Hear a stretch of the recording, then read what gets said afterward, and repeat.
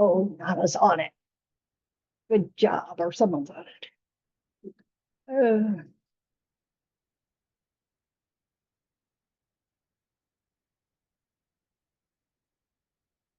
Oh, hello. Hello.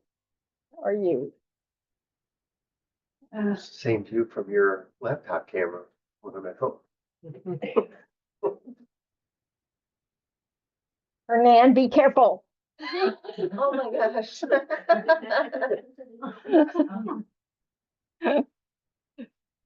Oh boy.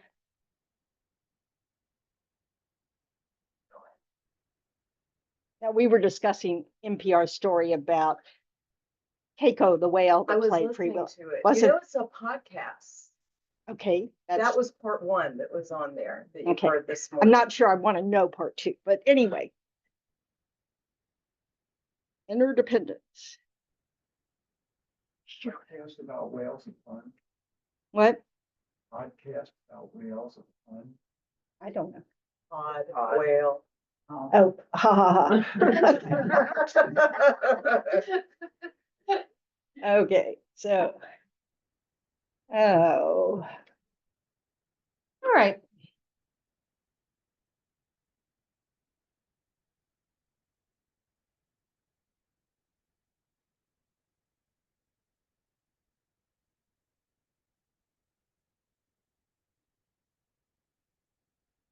I haven't gotten all the little things open to be so that I can see where all of them are, so I can hit the right button. Life is like that.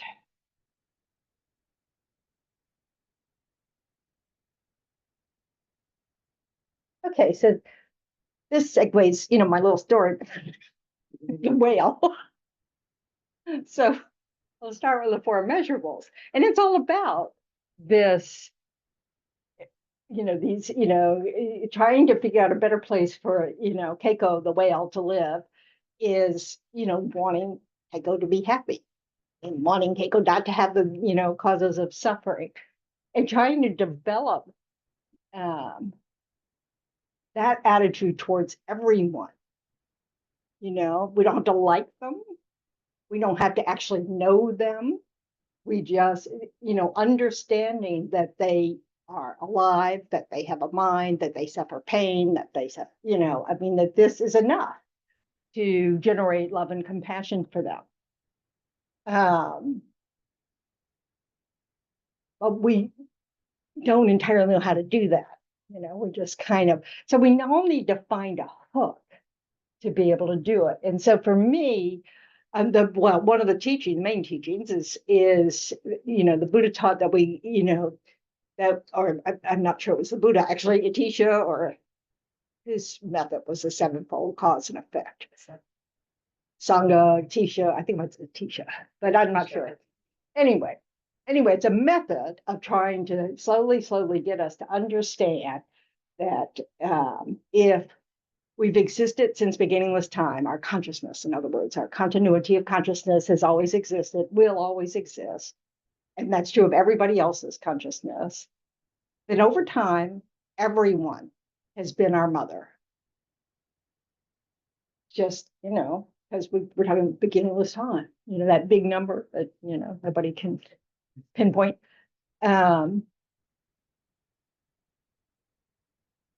And then we try to recall, the kindness of mothers. You think about all the sacrifices mothers make. I mean, it might not be your mother. Your mother might not have been a nice person, or might have abandoned you, or blah, blah, blah, blah, blah. But the truth is, the matter is, if we're alive now, someone took care of us. And when we're infants and totally dependent, it's not easy, as anybody who's been a mother can attest. It's kind of like you have to care for them, whether you are interested that day, whether you're sick or not, whether you're, it's like this, it's just this responsibility that you have. Yeah, and some days it's not so good, is it? That's the easiest part, actually, when they're infants. Yeah, right. When they can't talk back. They don't have opinions yet. So, and it's not, and it's a lifetime commitment. Yes. You know, it's so it's really quite the thing. It's no wonder some people don't succeed at it, because it's really quite an amazing thing. So we think about the kindnesses of mothers, that they took care of you even when they didn't feel well themselves. They took care of you. An awful lot of mothers feed their children when they don't have any food, for themselves. They just, you can just go on and on and on. They taught you how to clean yourself, how to eat, how to, be social with other beings and have them like you, maybe, how to share, all those kind of things. I mean, it's really quite something. And the truth is, we really wouldn't be alive if we didn't have a caretaker that was willing to do all those things when we were completely dependent. And unlike other species, it takes a long time for a human to become even remotely independent. It's not like after 6 months you go, oh, well, good luck to you.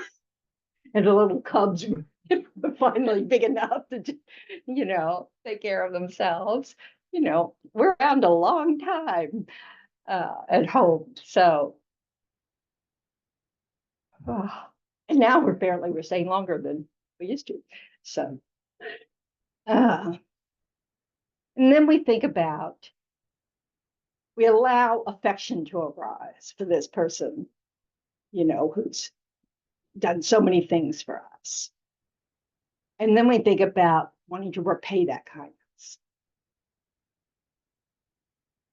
And this is kind of the process. So we're taking a very specific example and using that as a way to help us even get in touch with our, affection, and then eventually the desire for them to not suffer, that kind of thing. I'm not really good at the one with the mother. Speaks volumes of my relationship with my mom. So I always have looked at it as, not only has everybody been your mother, but everybody's been your child. So one of the hooks that I use when I'm struggling with this idea of universal compassion is picturing people as children. Remembering that they were all babies. All of us have been babies. We've all been, and we were all adorable at some point. I mean, it's just like, oh, look at that, And it doesn't say anything about how we grow up or anything, but it's really easy to, unless you hate children, but that's another story. But I find looking at kids really pleasing, and they're not mine. That's probably part of it. But yeah, that's the best part. Yeah, no, but they're cute, And sometimes you have a connection with a child, where you have that moment where you share some event, whether it's, oh, this is good, or oh, that was fun, or whatever, but you really connect, and you're having the same kind of experience together, and it's really lovely. And it's, that happens more often with children than adults, I think. So, these are ways. So we all need to find our hook, our way to be able to see all beings in a certain way that we naturally feel affection for. Because that's the key. We need to feel affection.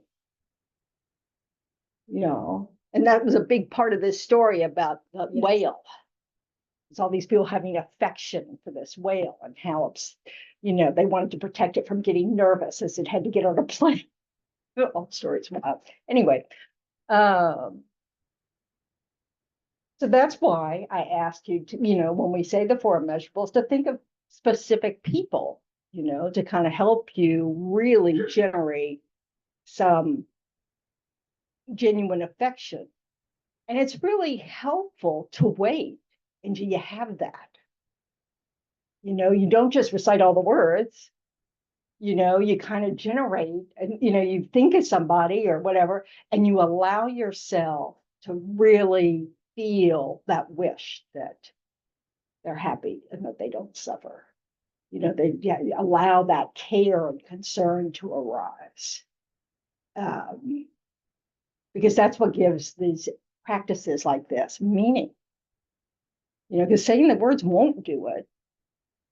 It's more that we have to put the effort to, use the words as a tool to generate these states of mind.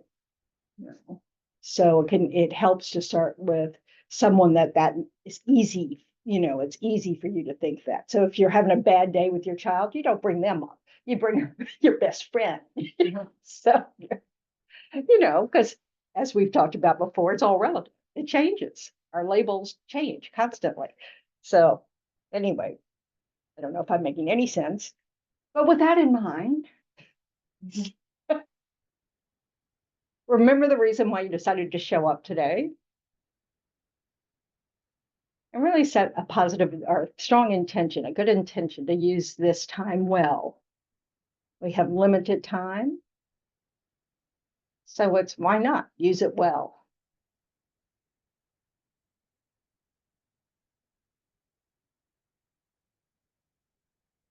And try to include the wish that it not just benefit you or your mind, but that it's going to ripple out to benefit those around you.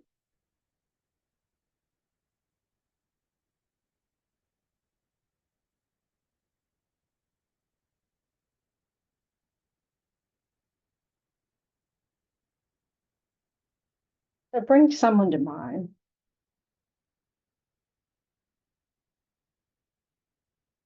And it's easy for you to generate that feeling of care and concern, love and compassion.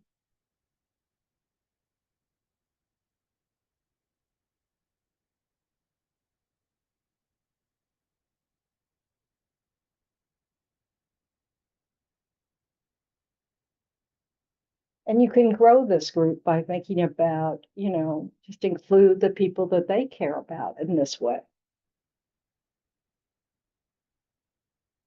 Just have a chain of caring, big circles.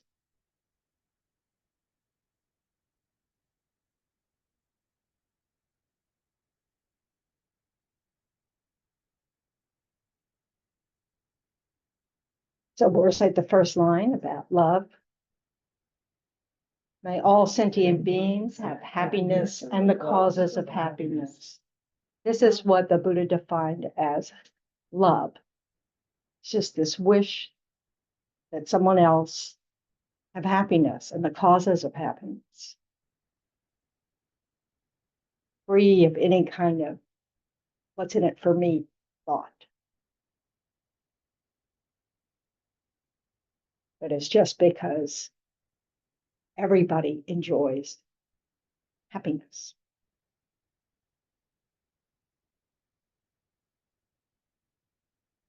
And then the second line, to generate compassion. May all sentient beings be free from suffering and the causes of suffering.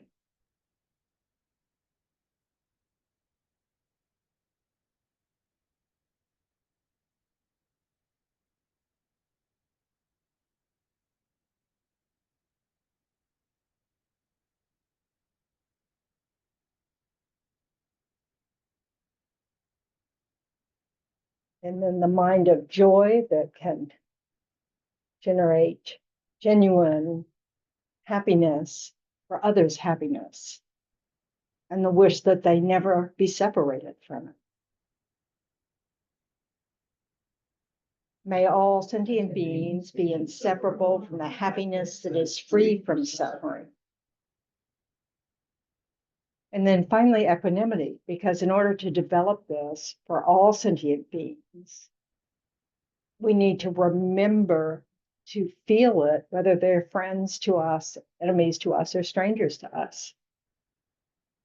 Just regardless of our relationship with them, and because they exist, because they can suffer, because they want happiness.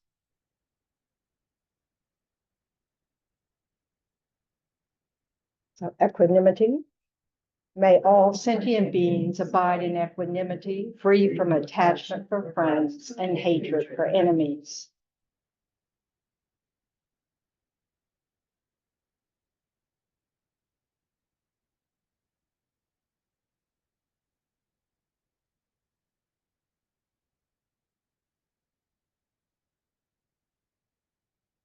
So we're reciting words like these. We're following the instructions of how to practice. We're following the teachings of the Buddha.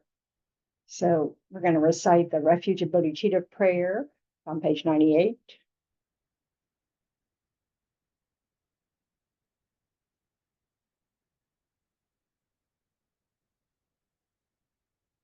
I go for refuge until I'm enlightened to the Buddha, the Dharma, and the Supreme Assembly. By the merits I create through listening to the Dharma, may I become a Buddha in order to benefit all sentient beings. I go for refuge until I'm enlightened to the Buddha, the Dharma, and the Supreme Assembly. By the merits I create through listening to the Dharma, may I become a Buddha in order to benefit all sentient beings. I go for refuge until I'm enlightened to the Buddha, the Dharma, and the Supreme Assembly.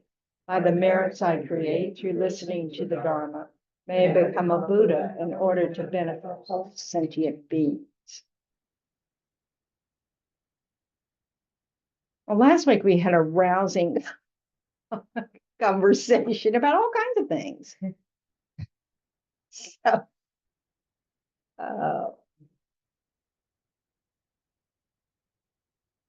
so where do we want to go from that?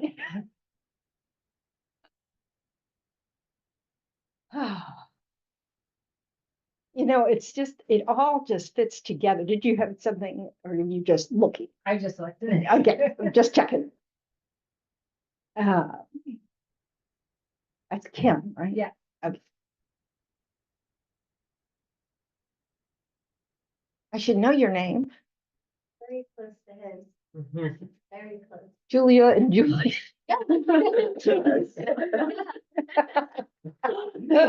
Okay.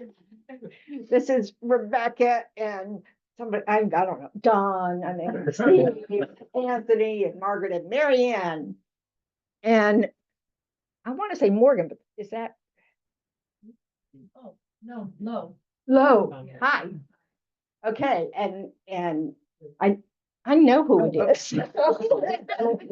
My brain's just not hacking so quickly. That's Lou, and that's Mary, and that's Roy. And no, I don't know. BJ. PJ. Hi. And that's Debbie in front of you, Kim. So, okay. I feel better. So.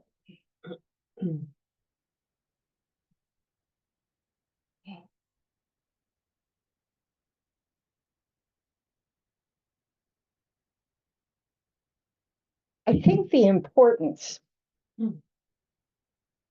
of self-care, self-respect, self-confidence is really related to this idea of universal compassion. We can't leave ourselves out. You know, it's like if you really want world peace, everyone has to be peaceful. You can't say, well, it's good enough if my hemisphere is good. It's not like that. So being able to include ourselves in our compassion, include ourselves in our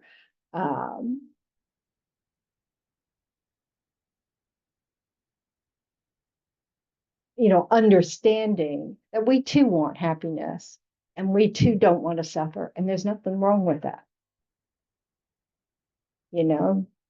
That's natural. And it's actually wisdom.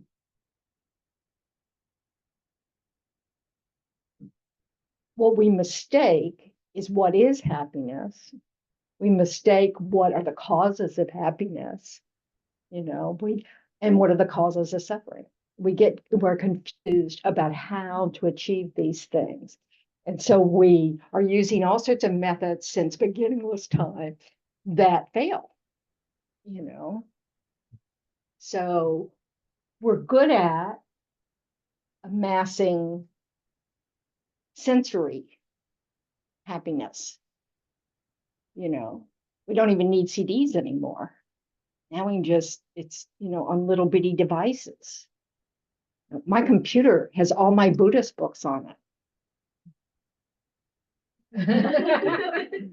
I just find that I used to be envious because the Tibetan monks would have the whole Tengyur and Kangyur, all the Tibetan text on their computers because they didn't worry about copyright and who makes the money. They just digitized it all. And so all the teachers all have it all on their computers. So when they come to the West, they got it in Tibetan for them, it's there. Oh, so I was very envious because I don't have, joy for everybody's happiness. So,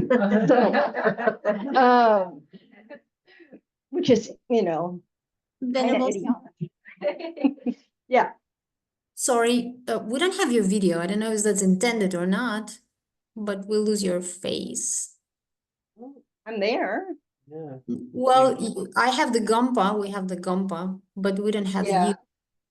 Can anyone else online confirm? Can anybody else see me? How weird. Ryan can see Right. me. I can see Yeah. you. I can see you. I can see you as well. Okay, Nana, make me big, make your gallery bigger. Okay. Yeah, you're in the gallery. Not listed as the speaker because I don't have audio on. And I can't turn it on because then we get this echo. So anyway, did you find me? Okay, yes, you're in the gallery. Yeah, thank you. Thank you.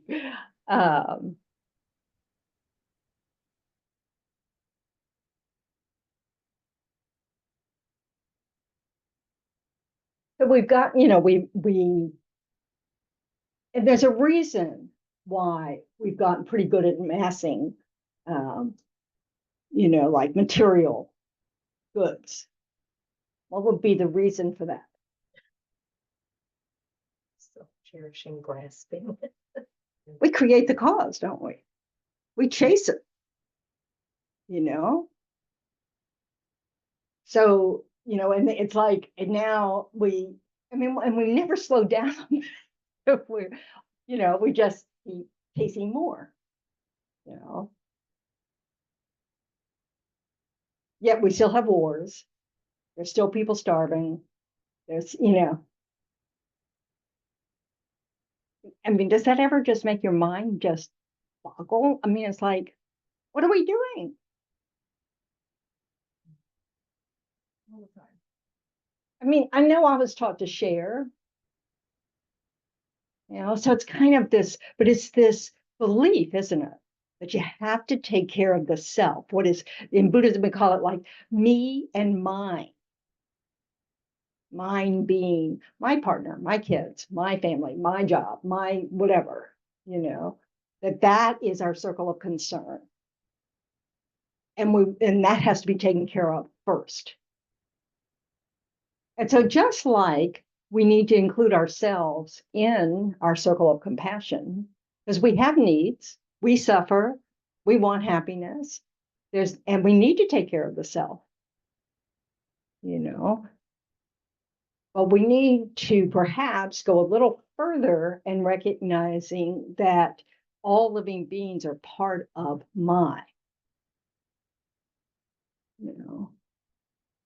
that it's, to me, the easy example, of course, is the environment. We need the whole planet to take care of the planet. We need all the beings that can, facilitate change to facilitate change. We need to take care of everything that allows food to grow, allows the air to be breathable, is that a word? Yeah, okay. In order to have a house to live in, which is called a planet.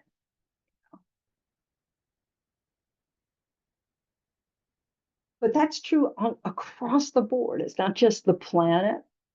Everybody needs food to survive. Everybody needs, clothes, shelter. And we need to be able to do it without it being at the expense of someone else.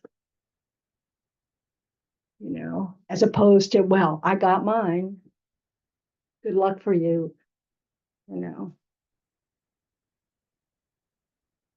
So we're talking about how climate change will cause,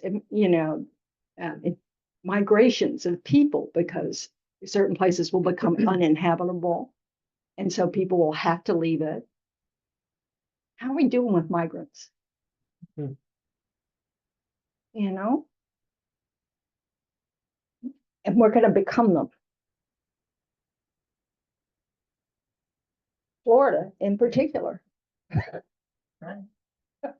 May not be us because we might be dead, but Say like 2030, Miami would be underwater. yeah, that's what they say. I mean, I've heard architects say, Yeah. oh yeah, I built this great, $10 billion house, for somebody, and it should be above water for about 30 years. Okay. But these are not insane people. We need to understand that. We need to understand what drives that. It's this desire to be happy. And thinking that the way to be happy is to make sure you've got what it takes to meet your needs, your family's needs, all that thing, your circle of concern. So the architect needs to make a living, it's, it doesn't, well, it's their money, who cares? Who cares if that house ends up in the ocean? So we need to see how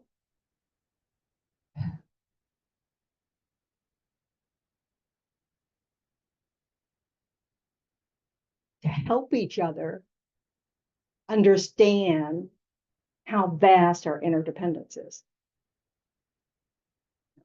as opposed to an attitude of just disgust, frustration, hatred of people who don't think the same way.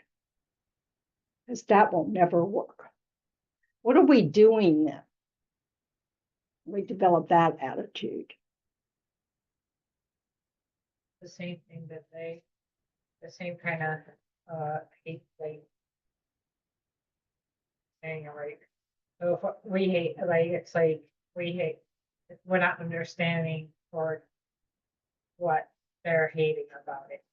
Well, we're not understanding that maybe they have some solutions. We're not tapping their Buddha nature. If we just write them off as the enemy. What else? Because that's what we're doing. We're creating enemies in our mind. They're the problem.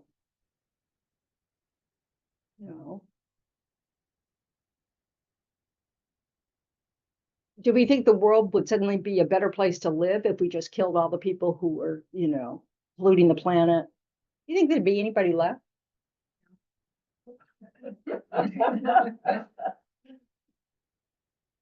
You know how when you have one of those little, single-use plastic bags, and they have a cutout for the handle, thing, so inevitably ends up on your kitchen floor, and you slide on it. I've been trying to throw one away for 3 days, just that one little piece, because I can't pick it up, and it just slides across the floor, and I think, no wonder it gets into the ocean and chokes some poor marine animal to death. It's just like I can't even pick it up. So you can just see the whole landfills with this floating plastic going out there. So yeah, you'd have to shoot me.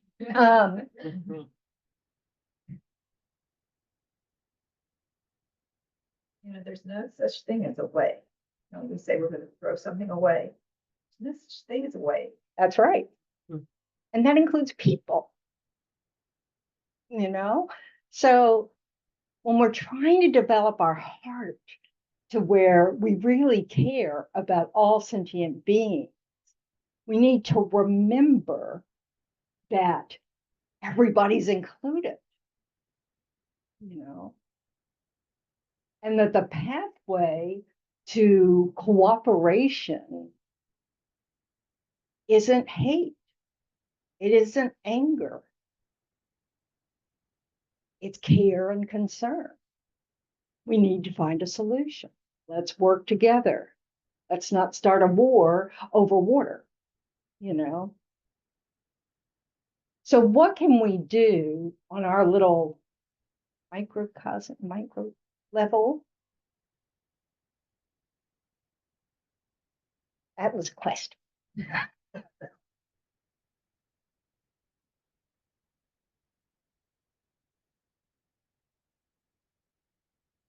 I'm sure somebody has an Instead idea. of saying why, ask them what their views, ask what their views are, like, why they don't want to believe in this.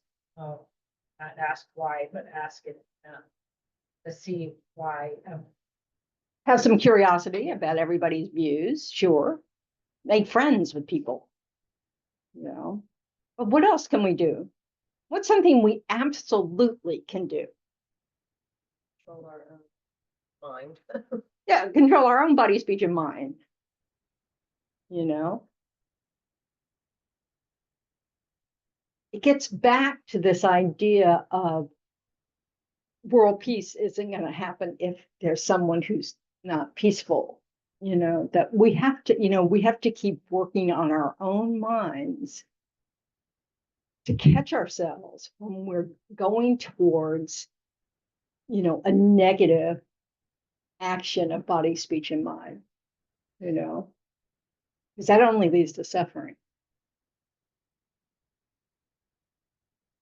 So as soon as our mind goes that way, it may be a relationship between the recent election, the fact I'm talking about this subject now, but there, that we need to be able to recognize when we're just writing off groups of people like they'll never get it. What's wrong with the us and they attitude to begin with? That's not they're grammatically correct. segregating, we're separate. It doesn't exist. It doesn't really exist. It's just like friend, enemy, stranger. It's a variable label. It's relative. Yeah. Sometimes you have to separate it because it's a matter of survival. Okay, explain that. So a certain community, if you don't put them in some kind of bondage, they'll come and take over you. Okay, so like a criminal. For example, Okay. criminals or certain community. Like And who? or, I don't want to mention the names, but the beliefs. Okay, I mean, I understand. First thing, I do create understanding of everybody's belief. However, if somebody belief is there to harm you, right. you have to create a wall between. Because see, in my opinion, the world is never going to be 100% peaceful. If we can achieve percentage by percentage, 10%, 20%, 50%, and there got to be a threshold at that point, we have to say, okay, we are peaceful people, majority wise, and therefore we need to start teaching. But we're not getting there. Yeah, we're not getting there. And do you think the practice of violence keeps us from getting there? Absolutely. Yep. So this is the problem with, this is the problem with the idea. It's like His Holiness likes to really chuckle over the idea of the UN's peacekeeping forces, Oh, that there's a contradiction just in its name, But it isn't that anybody's saying that you can't, protect yourself, all those kind of things. It's like, but you have to really weigh the effort. You have to really think of, and of course, we're not the leaders. So we're in a, so we, we have to, try to empower people we trust to have wisdom, We're doing a really good job. Says you. See, this is the deal, isn't it? We practice so much hostility. And I am totally guilty of it. I mean, I'm not trying to act like, oh, I'm this nice, sweet little nun over here. That's not true. I get mad. But I also am working on that because I really recognize that energy leads where I don't want to go. And it isn't that we can just end war overnight because we suddenly get it, but we really have to think about which group do we get to choose to put, In bondage. yeah. I choose men. I agree. I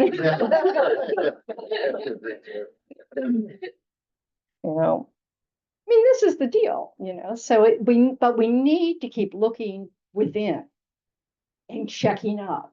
Am I coming from a place of hostility? Am I coming from a place of fear? Fear is one of my seemingly favorite states of mind to practice, and it's what is it from? Your favorite? Self-grasping. Well, I mean, it's one of those answers you can pretty much give every time. Yeah. So I've been trying to find a reason why I've had neck pain for many years now. And so I'll go to see some spine person on Friday. And she goes, oh, well, look at this. I said, well, I've never seen the x-ray. So she goes, oh, come see. She goes, you see how there's absolutely no disc there at all anymore? And you see how this bone just slips right over this bone? She goes, that's going to hurt. And she goes, and I'm kind of concerned about that. And then there's some nerve or something. She goes, oh, and so we need to check that out too. See, so if you need the MRI, we need this and that, blah, blah, blah, blah, blah, ad nauseum. So, and here's a better painkiller. That's sort of the whole appointment. So I get, I get home, and I have my list of things, the PT and the MRI. And I'm sitting there and I already was having a bad neck day. But this didn't help. I'm saying, oh, good. I am not losing my mind. There really is something going on with my neck, and actually it showed up in an MRI years ago and they just didn't really listen to it, So am I irritated? Yes. Okay. So I'm sitting there and I realize I'm so tired. I literally sat down in a chair and never moved again. I just sat there. I couldn't do anything, and I hurt and I was sleepy. And I realized this is fear. You are afraid. You've finally gotten somebody who's going, yes, I agree with you. This is a problem. Oh my God, what does that mean? It's like, oh, the closer I get, well, not really the closer. Now that, I'm over 50, and now that I'm almost 70, it's like every time a doctor says something like that, it's sort of like, oh, what's this going to be? There's a sort of an elevated fear. I obviously haven't worked on this enough.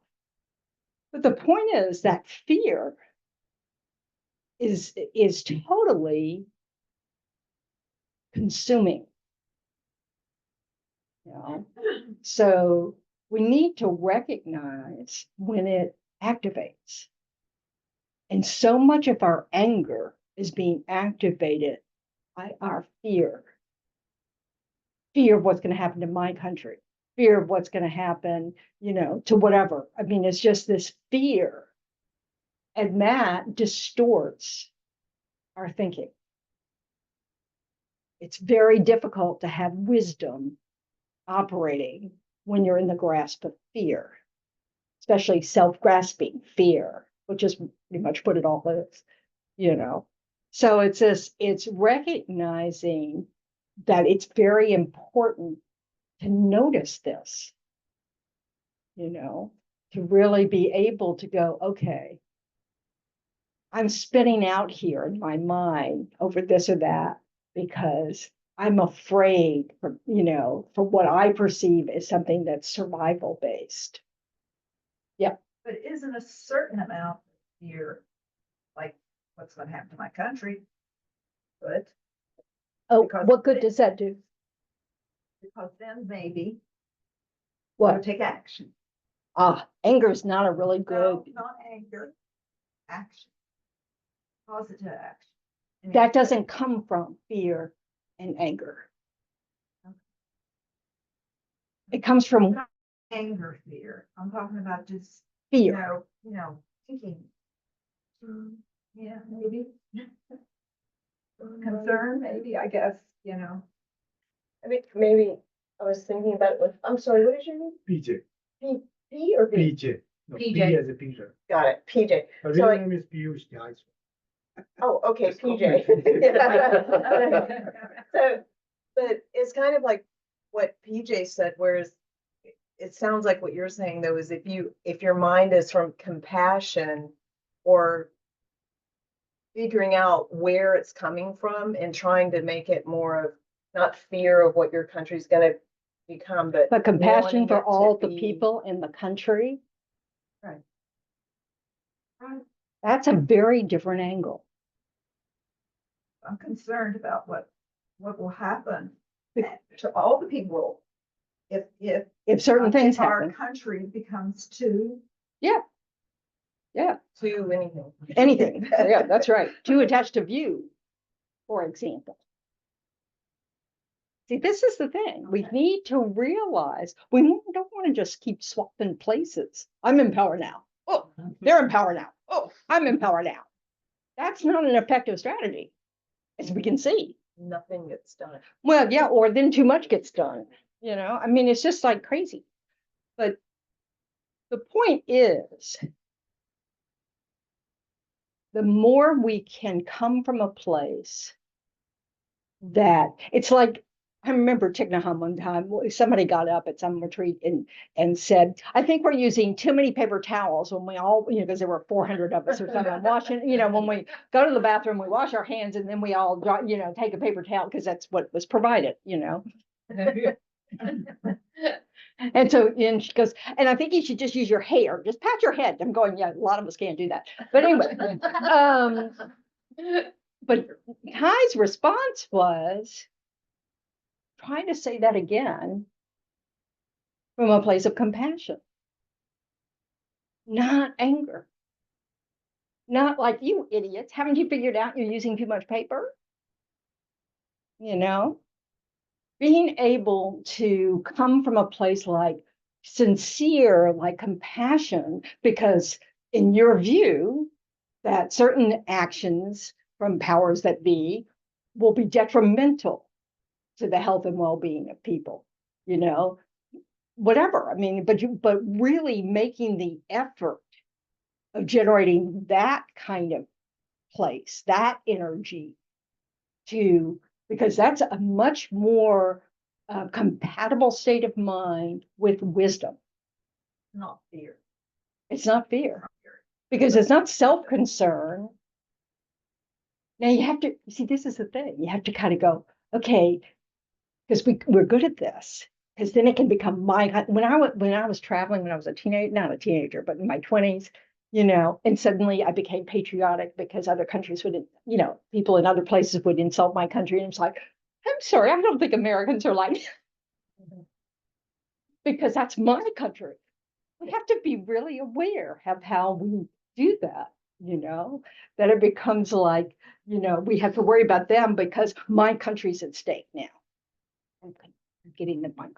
So anyway, so this is why every day working on the mind of universal compassion, on equanimity, of being able to sit there and really think that you would love to see no one suffer, that no one's afraid, that and that it takes an incredible amount of cooperation to do that. And we're not there yet.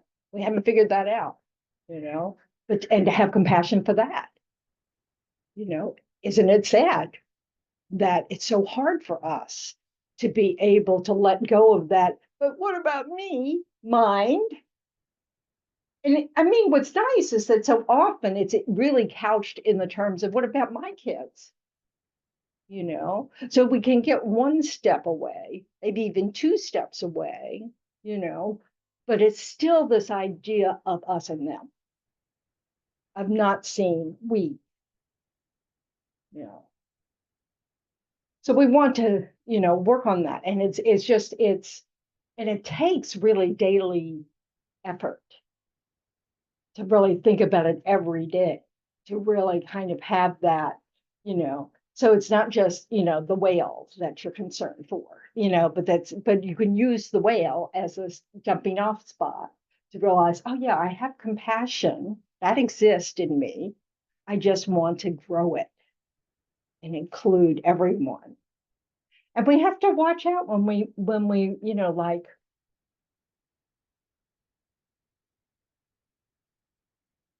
when we just wish people just thought the same way we do.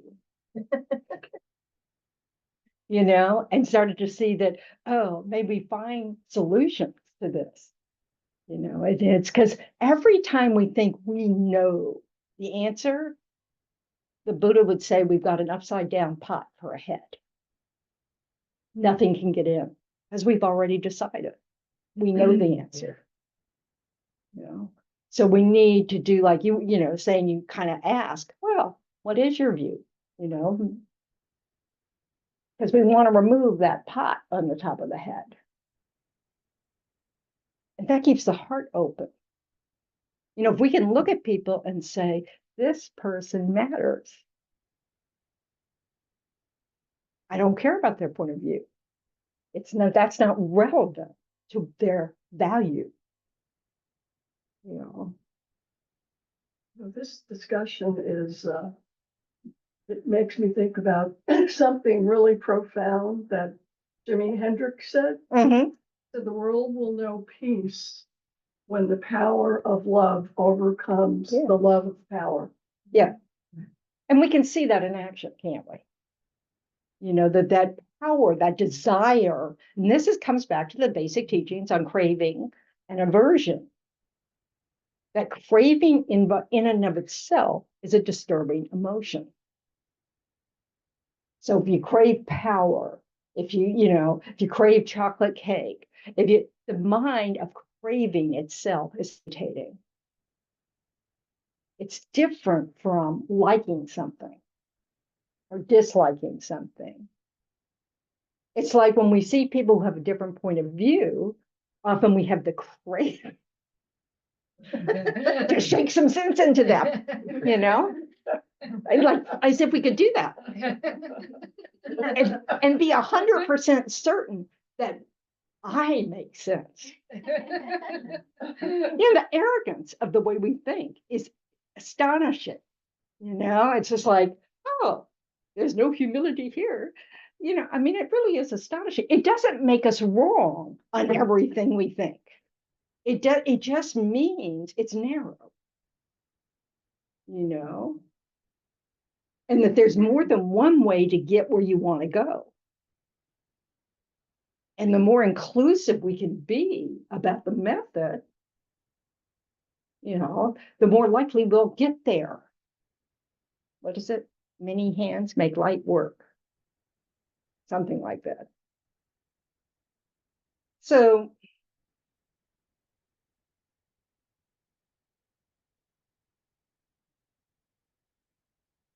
I just think about all the times, that where we have something, like maybe we're going over home for Thanksgiving, or we're getting together with some old friends or whatever, and there's a part of us that rolls our eyes thinking about something that they're probably going to say, or blah blah blah, and we really believe that our version of what might happen in the future is totally correct. This is totally correct.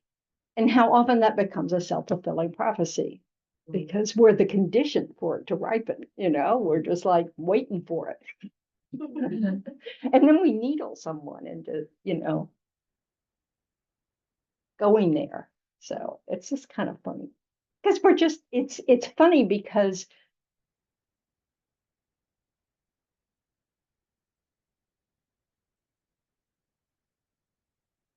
we live more in our imagination than anywhere else.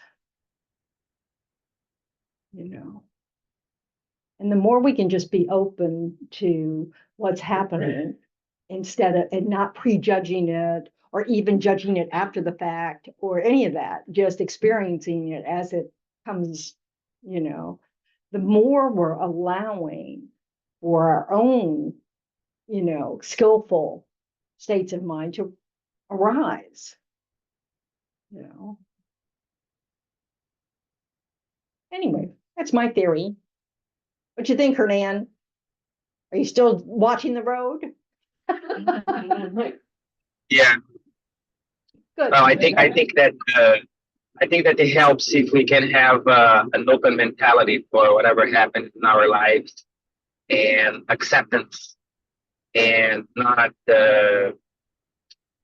create too much opposing feelings against what comes up, and that makes things a lot easier to go through, you know.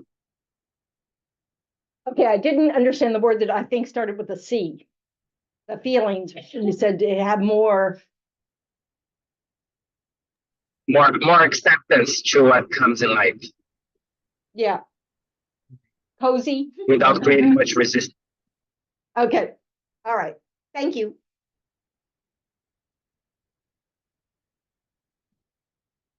This does not, I agree with that, that we, but it does not mean we don't do something.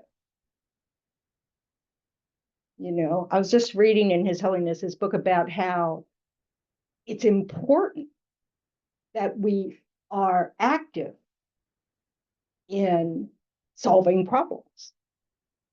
That we like, we want to vote for people who we think that will be whatever it is we're holding up is important. But we also need to, try to get involved in something that we think might go awry, and help it not go there. But again, if you practice loving kindness meditation every morning before you go do anything, that really helps our starting point.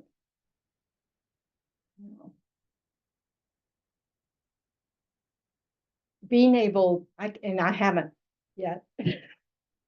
I can't get past the headlines right at the moment, but I have to search for stories like about whales.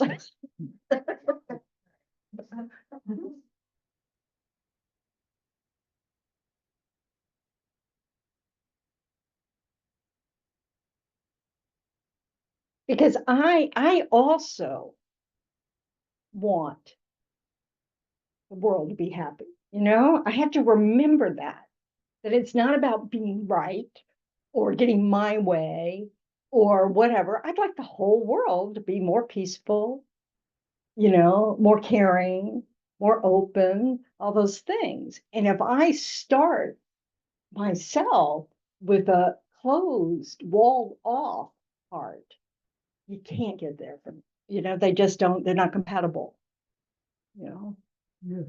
So you're saying starting the morning with that self-compassion is a right way to start the day. Well, and then move to loving kindness of others. Yes. Because the easiest way to do that is to start with thinking about your own suffering, and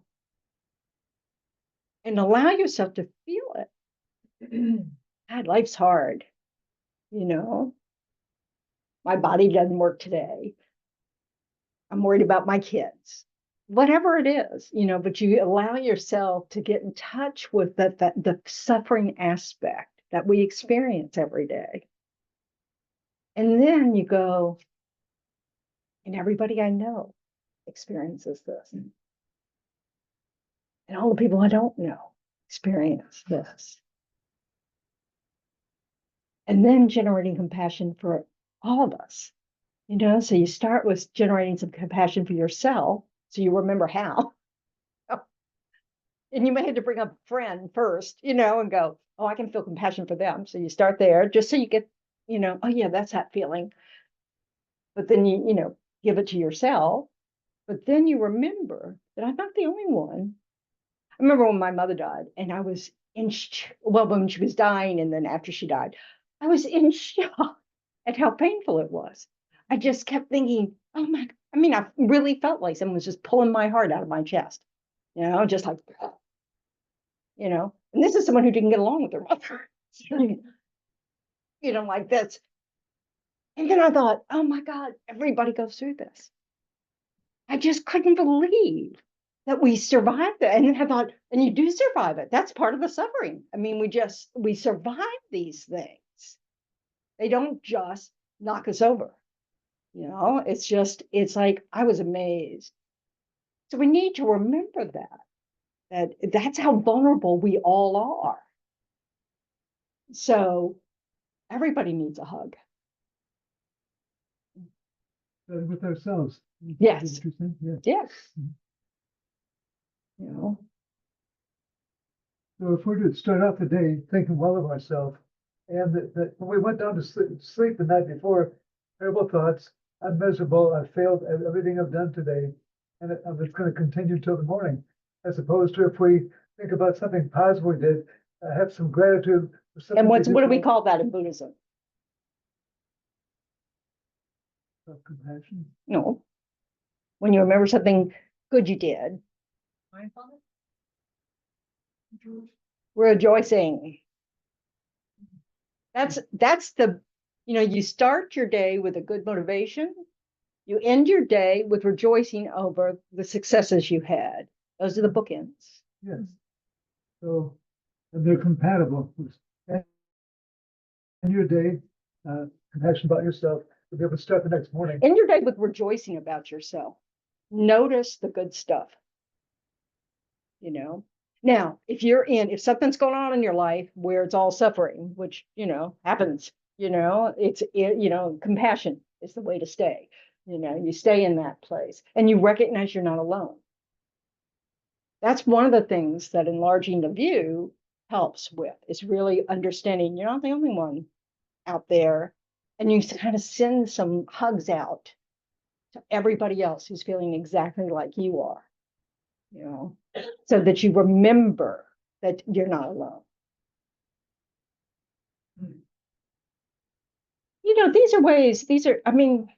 We're talking about mind training here. I mean, that's the whole thing, is we have to literally train our minds, because we have a lot of bad habits of mind. One is beating ourselves up. One is not ever noticing. One is, the opposite, where we, trash everybody else and, we're grand, Most of us don't have that trait, except, when we like walk into a party of people we don't like and we get extremely judgy, So anybody go to, the convention of the other party? Try it. See how well you do. No, but it's just, we have to work at these things, and it's worth it. Because coming from that, there's so much less fear when you come from a place of love and compassion. When you come from a place of not separate from us rather than them. When you remember we instead of I, there's less fear. And I mean, I think that examples of big catastrophes, like hurricanes and floods and earthquakes and whatever else we've got going, people come together and nobody's asking them, who did you vote for? And that's our go-to. Nobody says, I'm sorry, I'm not going to help clear your road with my tow truck or something because I saw that sign in your front yard. I don't ask that question. Who anybody vote for? Yeah, I mean, it's really nobody's People business. post Social media, I don't look at any of that. I Yep. just posted the YouTube video of Imagine by John Lennon. Yeah, And exactly. I said, Let's start there. Yeah. Yeah. But this is the thing. It's not that it doesn't mean that we want to just shut it all out and not act, not be helpful to solutions. We want to participate in solutions, but we want to come from a place that recognizes the humanity of all of us, or just the, just like we wouldn't treat puppies and kittens as opposed to dogs and cats, but puppies and kittens as, like, we have affection for them. We need to understand that in a way, we are literally all like that. We are all infants in wisdom. And we don't know what we're doing, and we need help. So it's just, it's that, and it doesn't mean we don't need boundaries. It doesn't mean we don't say, I'm sorry, you're going to have to go to jail because you can't be trusted in society. Doesn't mean that. It just means I'm not going to hate you. I'm just going to protect others from your action. Yeah. When I was up in North Carolina this summer, I had a new neighbor, and we got along so well, and she was very much like me, and we just really clicked and everything. And then she made a comment, a political comment, and I thought, oh. It made me, I said, what a lesson this is, because Yes. this is such a warm, loving person. I would, it made me open my eyes about thinking about it. Yeah. So remember that person when you're reading the news. It's really important to do that, to recognize that we can be attached to a view, and that's grasping. That's a disturbing emotion. That's not wisdom. It's funny. I've really realized through talking to people that then something like that happens where I didn't know their view and their view comes up and I'm surprised by it, that how sincere people on both sides of the political spectrum are in their beliefs that they're right. Like, as far as that they really believe that their party or their people are going to help everyone, and they really want people to be helped. Why don't we phrase it differently? I really believe that about myself and my own views. I do. I know that my ideas of what's the best way to go have got to be the best way to go. So it's not just other people who have that, but it is, it's this, but that's grasping at a view that we have, and it comes out of fear. That fear, if what I think is necessary doesn't happen, all is lost. Yeah. And that's inflating the importance of the object. It's making our vote too big of a deal, making our opinion too big of a deal. It's making all those things bigger than they actually are. And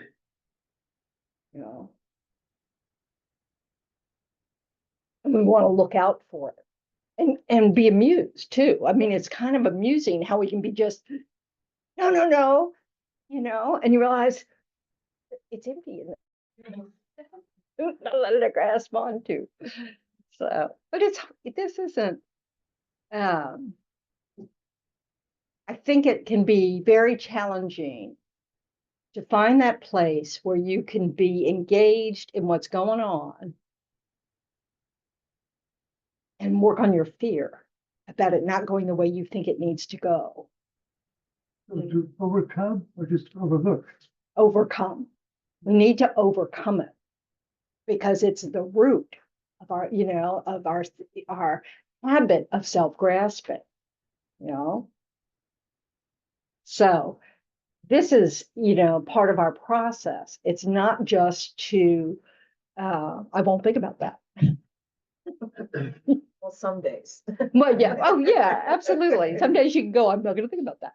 But I think it's more of just this, we need to recognize these are things we want to work on, because overcoming them is the only way to keep working on overcoming disturbing emotions so that wisdom can arise. Because it's through things like wisdom and love and compassion that we can hear each other speak. You know, we don't hear when fear is there. We certainly don't hear when anger is there. It's just, and anytime, you know, this is why I'll go back to my, you know, look for the I in your picture, you know. So it's like whenever you realize, oh, I just want my way. I mean, it can be about where you go to the movies. What do you see at the movies? You can just kind of realize, oh, I'm kind of pushing this conversation over here because it's where I want to go, you know. That habit, because it doesn't matter about the movies, but that habit of manipulating things to get what you want is part of our world problem. You know, is that, you know, it's attachment to a view. I'm only going to be happy if I get what I want. You know, if I had to go to another movie that's decided by my partner, you know, and it's, you know, it's silly, but people get divorced over these things. I mean, it's just, you know, it's ridiculous. So, but it's because of this self-grasping. And it's on the mythology that getting what we want makes us happy.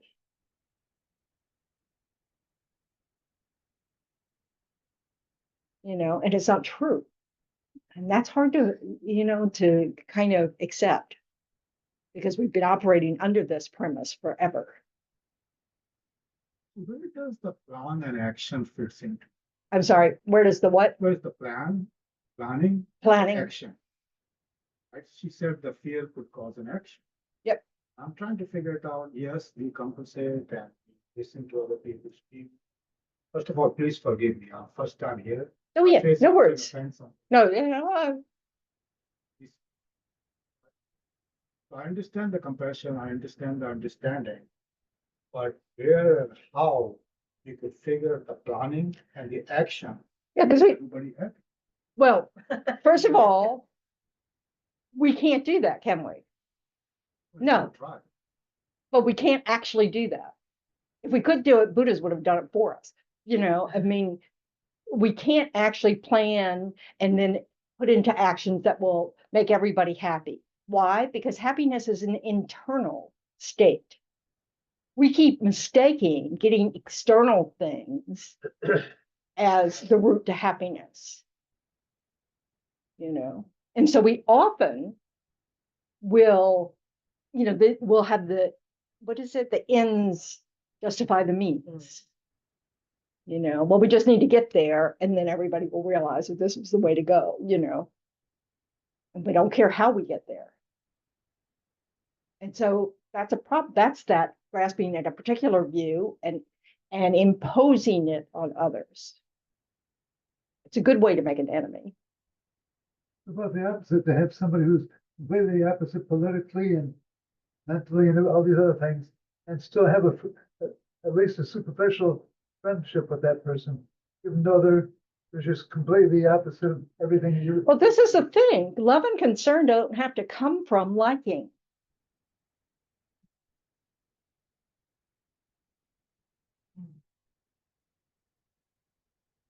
Because what is love?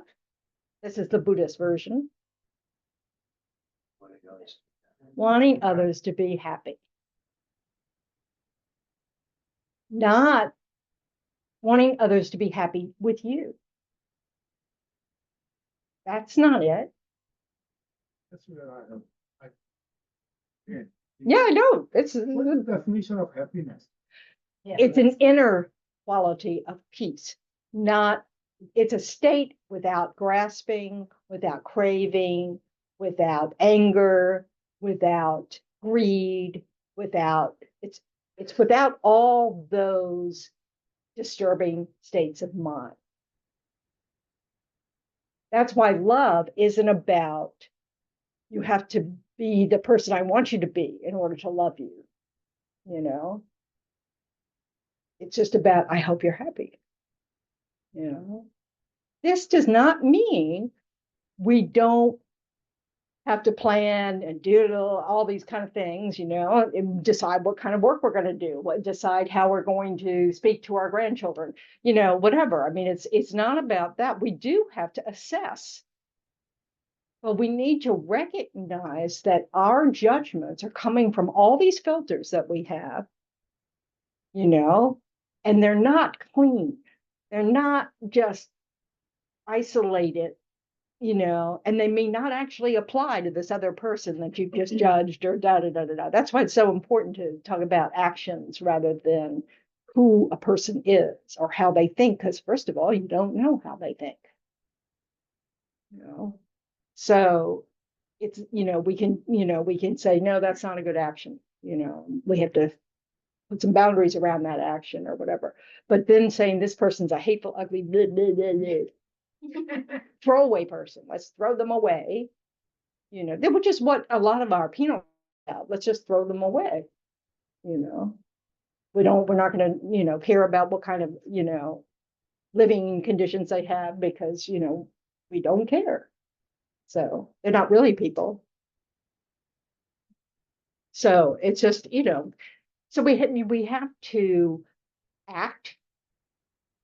We just want to make sure we're coming from a place of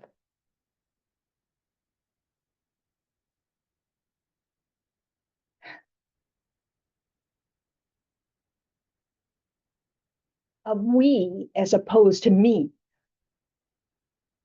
Really being able to understand that perspective is very limiting, this me perspective. And we do it, I mean, that's natural that we come from that perspective, is the only one we got. So we have to keep enlarging it. We have to keep stepping back going, okay, if I wasn't in this picture, how might I understand it? Can I see where my fears or angers are being triggered that are affecting my point of view? So I need to be wary. It's like when I was living in the nuns community, we would vote on things from time to time, policies or whatever. Yeah, not many. And I'd have to say, oh, I can't vote on this because I have definite self-interest in the outcome here. And we have to face those things. We can't make other people face them, but we can take care of our bit of the universe. By just, kind of accepting the fact that, oh, I want a certain outcome, and that might not be good for everybody here. Oh, anyway, whatever. Okay. I'm sure there were other things I meant to talk about.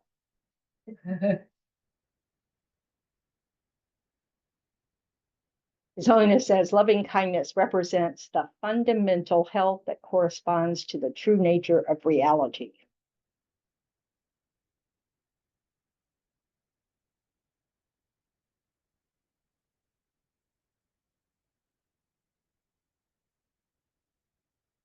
I always felt that happiness kind of peace with whatever is happening.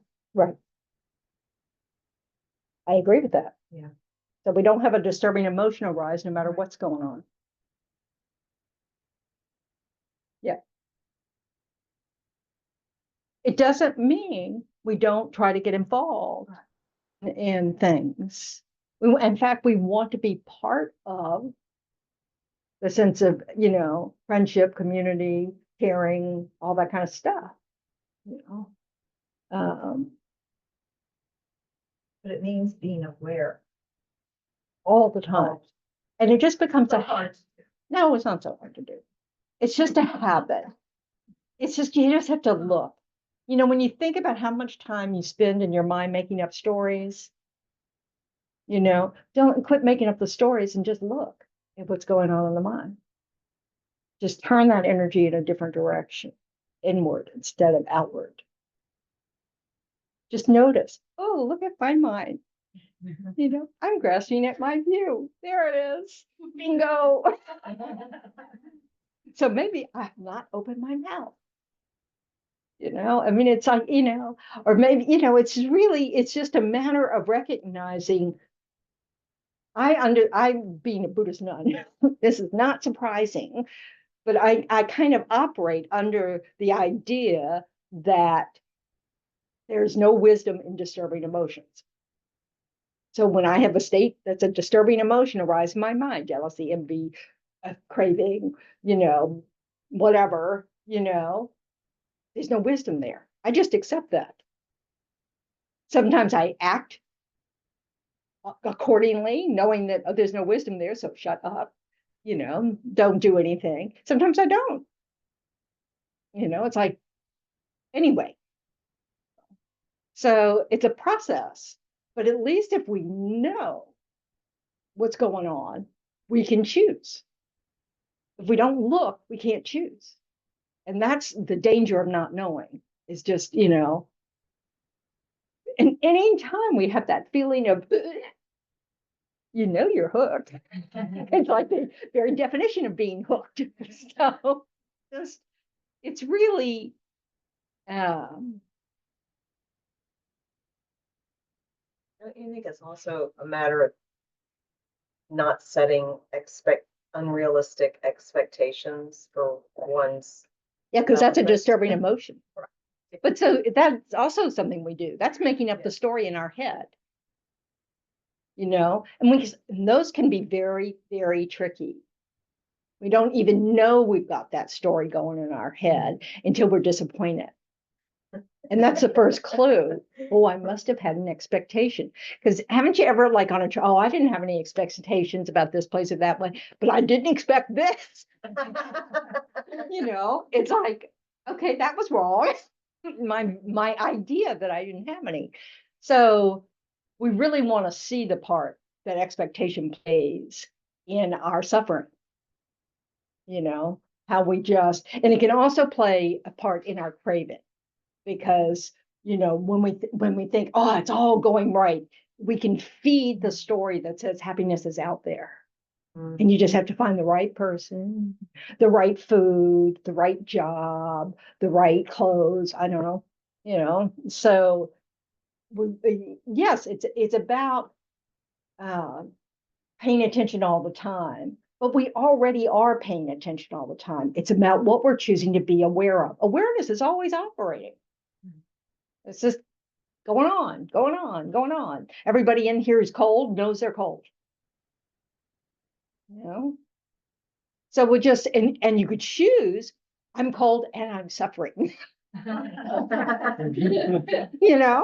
But we can also go, okay, I'm not going to worry about that. Whatever. It's just about, oh, let me go back here. Let me, keep bringing my mind back. Instead of going all over the place, because most of the time we're building expectation, which is just a recipe for disaster. And also, it's that self-fulfilling prophecy. The trouble with expectations is you can make them rampant. You can just kind of expect, oh, this is not going to go well. And guess what? It doesn't go well. Because you're sitting there going,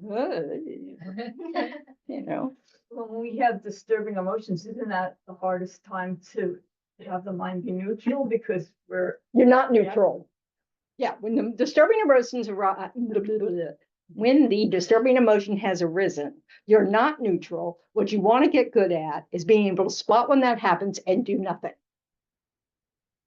Because you're out of control. Yeah. The meditation that What did you do today? Yeah. It was, great. It did that for me. Yeah. When a cloud would come along and Right. the awareness and then move on to the spaciousness. Yeah. Yeah. And that's why you practice. You have to get good at it. That sitting quietly that you just adore. Yeah. Yeah. You just have to practice. And it's just, and you have to understand this isn't a practice you do every so often. Occasionally. You want to make this your breathing habit, because we are habituated to all these other things. habits. And so to overcome them, we have to habituate ourselves to skillful habits that will help us overcome them. You know, so being able to go, oh, I can see that I'm getting agitated. That's a really helpful skill. You know, you may not have any skill yet in responding more skillfully to your whatever is hooking you, but that's the only place you can start is noticing it. And then you kind of go, okay, I can, you know, what are my options here? And you have to practice those. The next time that I get hooked or I can see that I'm getting hooked, I'm going to politely get out of this conversation, you know, and go somewhere and chill out, whatever, and have lots of options, because there are actually lots of options.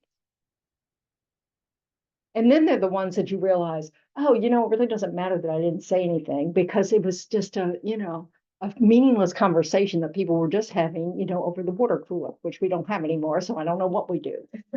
So I don't know what we do. Do people even know each other at work? I mean, I don't know. Anyway. Yeah, they have a water cooler. They have like these bevy machines now. So it's like flavored water. You can coordinate it. Oh my goodness. It's a water cooler. You work somewhere bougie. Yeah.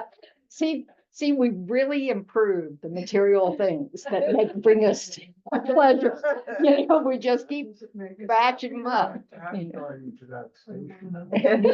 You know, I heard something recently. It's like I think a podcast that Malcolm Gladwell and Trevor Noah were talking, and they mentioned that, you know, a lot of times people look at like sports and those things as bad because they distract people, but a lot of times like it's a safe conversation to have and connect with people, right? Yes. It's kind of like how Mary was talking about how she connected with someone and didn't even realize their political views.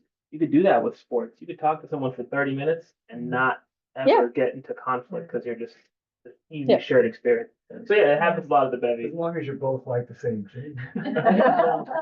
So, yeah, right. Point taken. But yeah, I know, but it's true. So there's nothing wrong with making friends using, you know, common interest, you know, that are meaningless in the big view of things. But if we go around all the time going, world's a mess, world's a mess, oh God, you know, we've got to change this now. We got to, we're not going to have any friends at all. So we need to, you know, understand it's all a process. You know, it's a slow process, but it will not happen if we don't work at it. I mean, just nothing will happen. We'll just have our same old habits, and we'll every occasionally have a kind of thought, well, it could be different. And then just go on our merry way, which isn't so merry. So we might as well work on it. So anyway. You know, one thing that helps me a lot with that is if I remind myself that the other person is suffering also. Yes. That really. And that's that thing about doing a daily, like loving kindness, is really making that connection every day, understanding we're all wanting happiness and none of us know what we're doing very well. And so, you know, it's kind of painful, you know, in the world. So might as well not be part of the source of the pain, you know. So, all righty. So now this is that part, that bookend, you know. So now we rejoice about our lively conversation and our curiosity about maybe how to do something differently, or just any way to change our perspective, you know, lessen that grip. And then we want to be generous with the positive potentials that we've created by giving them away.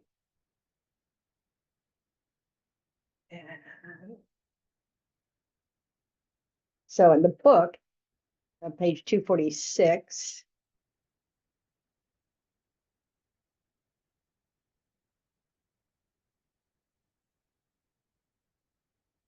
so again, you can, you know, bring some specific people to mind that you want to benefit.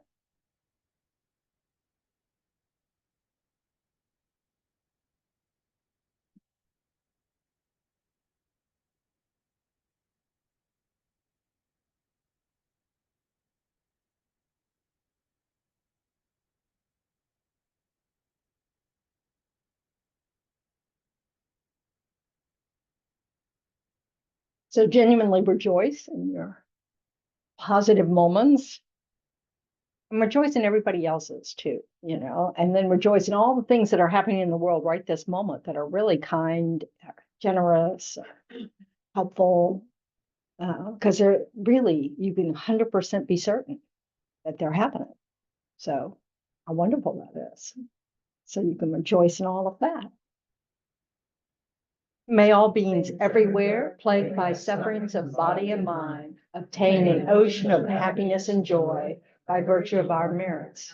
May no living creature suffer, commit evil, or ever fall ill. May no one be afraid or belittled with the mind weighed down by depression. May the blind see forms and the deaf hear sounds. May those whose bodies are worn with toil be restored on finding repose. May the naked find clothing, the hungry find food. May the thirsty find water and delicious drinks. May the poor find wealth, those weak with sorrow find joy. May the forlorn find hope, constant happiness and prosperity. May there be timely rains and bountiful harvests. May all medicines be effective and wholesome prayers bear fruit. May all who are sick and ill quickly be freed from their ailments. Whatever diseases there are in the world, may they never occur again. May the frightened cease to be afraid and those bound be freed. May the powerless find power and may people think of benefiting each other.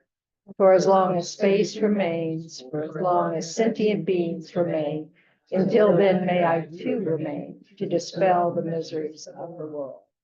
Then on page 244, a long life prayer for His Holiness. He's turning 90, I think, this next birthday, is that right? No.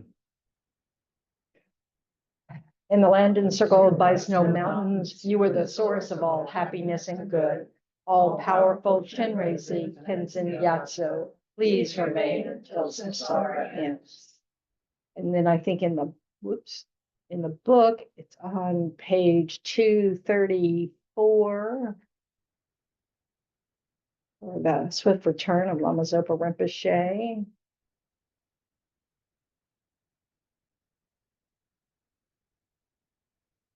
Fearless teacher and assembly of the children of the victorious ones, Shravakas and Pratyeka Buddhas, victorious Losam father and sons, along with the lineage masters, all the objects of refuge of infinite lands.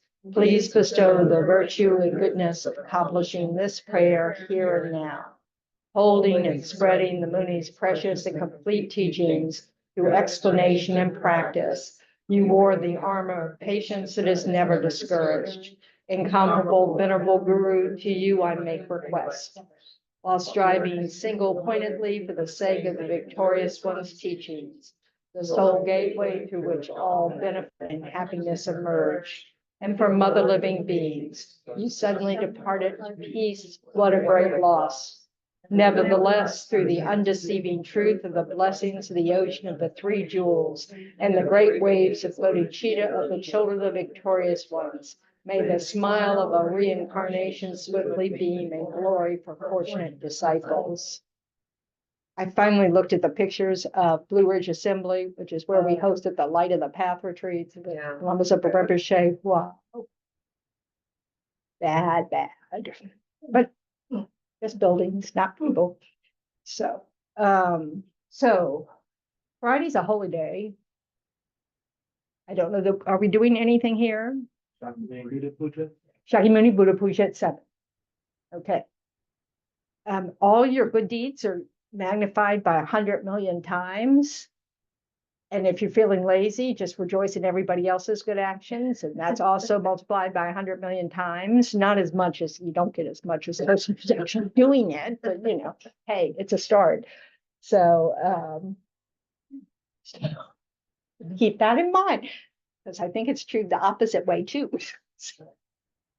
which we never mentioned. Thursday night wisdom and energy. Yeah, Thursday night wisdom energy continues. In a manner of speaking. We're trying for that wisdom energy. So yeah, we're working on it. And then next Sunday as usual, right? Right, that's it. That's all we know. Okay. Thank you guys at home. And in the Thanks for car. driving safely for the internet. Thank you. Thank you. Thank you. Thank you. Thank you, Venerable. Thank you. Thanks, Thank Jim. you. Thanks, John. Thanks, Robin. Thank Thanks, you, Venerable. Vanessa. Wonderful. Christina, Thank you. everybody, Esther. In recording. Thank you, Venerable.